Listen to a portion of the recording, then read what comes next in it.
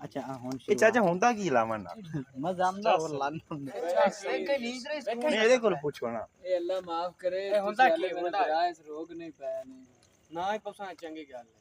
ਇਹ ਆਦੀ ਮਾਰਾ ਦਾ ਥੋੜਾ ਖੂਨ ਕੀਤੀ ਬਦੇ ਮੈਂ ਬੜਾ ਰਾਖ ਸਿਆ ਐਡੇ ਵੇ ਕੀ ਖੂਨ ਕਿਵੇਂ ਕੱਢੀ ਬੈਠਾ ਹੱਥ ਚੋਲੇ ਚ ਹੁਣ ਟੈਨਸ਼ਨ ਨਹੀਂ ਇਹਦੇ ਮੋਟੀ ਬਣ ਗਈ ਸੀ ਕਿਸੇ ਨੇ ਵੀ ਲਾਇਆ ਸੀ ਯਾਰ ਯਾਰ ਉਸਤਾਦ ਤੁਸੀਂ ਗੱਲਾਂ ਗੱਲਾਂ ਦੀ ਬੋਟੀ ਤੇ ਮੋਰ ਤੋਂ ਅੱਜ ਤੈਨੂੰ ਪਤਾ ਤੂੰ ਪਿੱਤਾ ਲੈ ਪਰਾਚਾਂ ਵਾਲੇ ਤੂੰ ਨਾਲ ਗੱਲਾਂ ਹੀ ਕਰਨਾ ਹੈ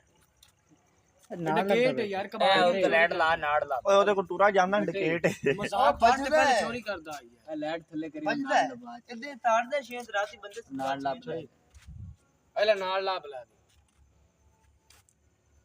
ਯਾਰ ਇਲਾਜ ਹੀ ਕਿਸਮ ਵਾਹ